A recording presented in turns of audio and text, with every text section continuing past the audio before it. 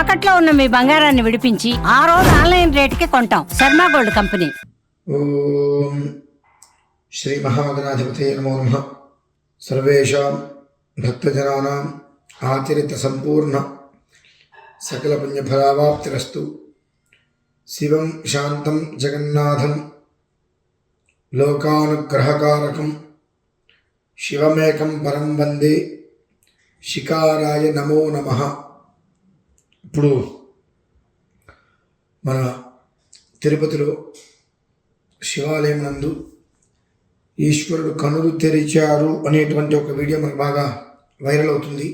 దాని గురించి ఎంతోమంది ఎన్నో విధాలుగా వివరిస్తూ ఉన్నారు.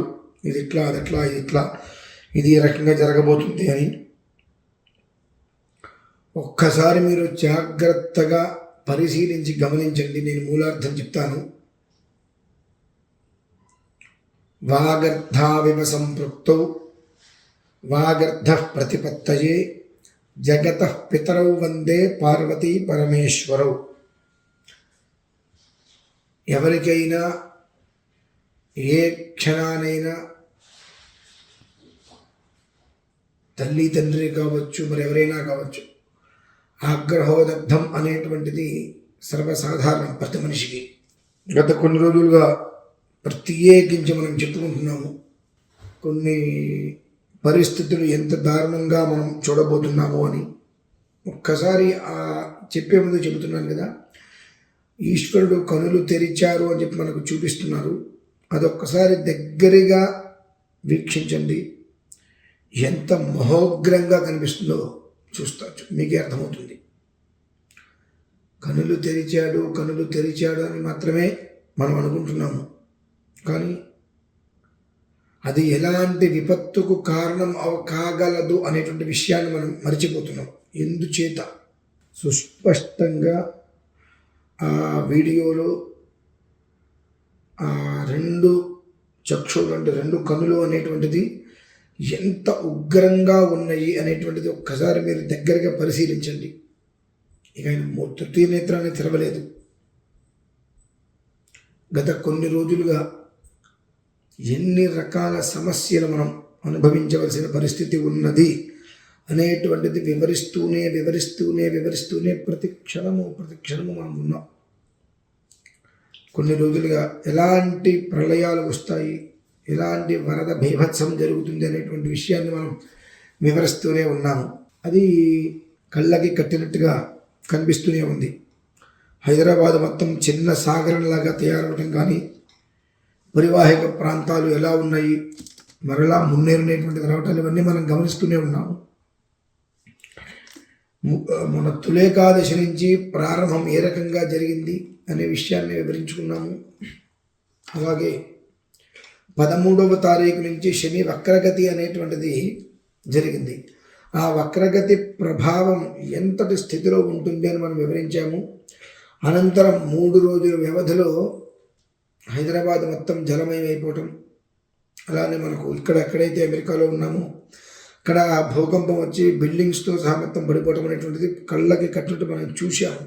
అయినా మనకు ఎక్కడ ఆలోచన అనేటువంటిది శూన్యం. ధర్మంగా నడవాలి అనేటువంటి ధోరణి ఎవరిలోనూ లేదు. భగవంతుడు ప్రత్యక్షంగానే ఒక రకమైనటువంటి, అది ఇంగ్లీష్లో మీ అందరికీ అర్థమైతే చెప్పాలంటే వార్నింగ్ అనేటువంటిది ఇస్తున్నాడు. 2 నేత్రాలు నేను తెరిచి ఉన్నాను, అగ్ని నేత్రాలు. అంటే ఆ తెరిచినటువంటి కనులు శాంతంగా చక్కగా లేవు, చాలా భయానకంగా రౌద్రంగా ఉన్నాయి.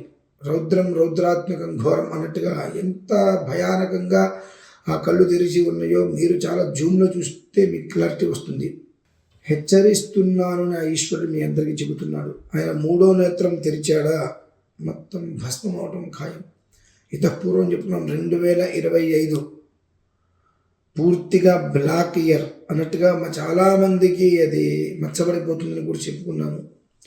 ఈశ్వరుడు ఇప్పుడు 2 కనులు తెరిచి మనకు దర్శనమిచ్చాడు అని చెప్పి ఓకే ఆలయానికి వెళ్ళిపోయి విపరీతంగా నానా రకాల ప్రయత్నాలు చేస్తున్నాం. ఆయన దర్శనం ఇవ్వడం కాదు, ఒళ్ళు దగ్గర పెట్టుకోమని చెప్తున్నాడు. ఇంకొక విధానం కనుక ఆయన అనుసరించి మూడవ నేత్రం తెరిస్తే మన బ్రతుకులు ఏమిటి, మన పరిస్థితులు ఏమిటి అనేటువంటి విషయం చాలా జాగ్రత్తగా అర్థం చేసుకోమని ఆయన మనందరికీ కూడా తెలియజేస్తున్నారు. కనుక ఇప్పుడు శని కూడా వక్రగతి ఉన్నాడు. ఆ వక్రగతి అనేటువంటిది 130 రోజులు దాని యొక్క ప్రభావం. మనం ఎంత ధర్మంగా నిలబడి ఉంటే అంత జీవితాన్ని మెరుగుపరుస్తాడు ఆ శని ఈశ్వరుడు ఇద్దరు కలిసి. ఏమాత్రం ఏం జరుగుతుందిలే అనుకుంటే ఇక జరిగిన తర్వాత చేయగలిగేది ఏమీ లేదు, చూస్తూ నెత్తి మీద చేపెట్టుకుని ఏడుస్తూ కూర్చోవడం తప్ప. కనుక ప్రతి ఒక్కరూ కూడా అక్కడ ఆయన ఏదో శివుడు కళ్ళు తెరిచాడు, శివలింగం కళ్ళు తెరిచింది అని ఆనందపడటం కాదు. ఆ కనులు తెరిచినటువంటి కనులు ఎంత ఘోరంగా భయంకరంగా భీతిని కల్పిస్తున్నాయో అది గమనించుకొని తద్వారా ఎలాంటి ప్రకోపము లేకుండా ప్రకృతికి ప్రకోపము లేకుండా ఉండాలి అని అంటే మనమేమి చెయ్యాలి? భగవద్ ఆరాధన చేసుకోండి. సాధ్యమైనంత వరకు ఎదురు మనిషికి మంచి చెయ్యకపోయినా పర్వాలేదు, చెడు చెయ్యాలి అనే ఒక ఉద్దేశాన్ని కనుక మీరు కనుక పెట్టుకున్నట్లయితే మనల్ని కాపాడటం ఎవరి తరము కాదు. ఒక్కసారి దృష్టిలో పెట్టుకోండి. భగవంతుడు కళ్ళు తెరిచాడు కాదు, మనల్ని మూసుకున్న కళ్ళు తెరవమని చెబుతున్నాడు. ఆ ఒక్క విషయాన్ని గమనించుకోగలిగితే అన్ని రకాలుగా శ్రేయోదాయకంగా ఉండే అవకాశం ఉంటుంది. కాదు కూడదు అంటారా, రాబోయేటువంటి రోజులు మరింత దారుణాతి దారుణంగా ఉంటాయో మీకే అర్థమవుతుంది. ఆ తర్వాత నేను బాగుపడతానండి, నేను నిలబడతానండి అంటే నువ్వు నిలబడటానికి నీడ కూడా ఉండదు ఇంకా ఆ రోజునాడు. అది దృష్టిలో ఉంచుకొని ఆయన కళ్ళు తెరిచాడు ఆనందపట్టం కాకుండా మనం మూసుకుని ఉన్నాం కళ్ళు, మనం కళ్ళు తెరవాలి, జరిగేటువంటిది చూడాలి, ప్రకృతిని నాశనం చెయ్యొద్దు అనేటువంటిది మనల్ని కళ్ళు తెరిచి జ్ఞానాన్ని సంపాదించుకొని జ్ఞానంతో ఆలోచించుకొని భగవంతుడు చెప్పటం కోసమే సింబాలిక్గా ఈ విషయాన్ని మీ ముందు తీసుకొచ్చాడు. ఈ విషయం ఇక్కడికి రావడానికి ముందే 4 వీడియోల్లో ప్రతి ఒక్కటి వివరించా. మనకి ఎక్కడా కూడా ఆలోచన లేదు. మనకేంటి అని అంటే దెబ్బ తగిలిన తర్వాత అప్పుడు ఆలోచించేటువంటి తత్వం మనందరిది. దెబ్బ తగలడానికి ముందు ఆలోచించేద్దాం అనేటువంటిది లేదు. మీకైనా నాకైనా ఎవరికైనా దెబ్బ అనేటువంటిది తగిలితే నొప్పి సహజము. కనుక ఆ దెబ్బ అనేటువంటిది తగలకుండా జాగ్రత్తగా ఉండాలి అంటే ఏం చేయాలంటే కళ్ళు తెరిచి లోకాన్ని చూసి సాటి మనిషికి సహకారం చేస్తూ ధర్మయుక్తంగా ఉంటూ భగవన్నామస్మరణ చేసుకుంటూ ఉండగలిగితే రాబోయేటువంటి కొద్ది రోజులలో జరగబోయేటువంటి విధ్వంస వినాశనం నుంచి బయటపడడానికి భగవంతుడు ఇచ్చినటువంటి సూక్ష్మంలో మోక్షంలో మార్గం మీరు కళ్ళు తెరవండి అని ఆ విషయాన్ని గుర్తు పెట్టుకొని జాగ్రత్తగా ఉండాలని కోరుకుంటూ సెలవు తీసుకుంటున్నాను. ఓం శ్రీ మహాగణాధిపతే నమః. సర్వే జనాః సుఖినో భవంతు. స్వస్తి.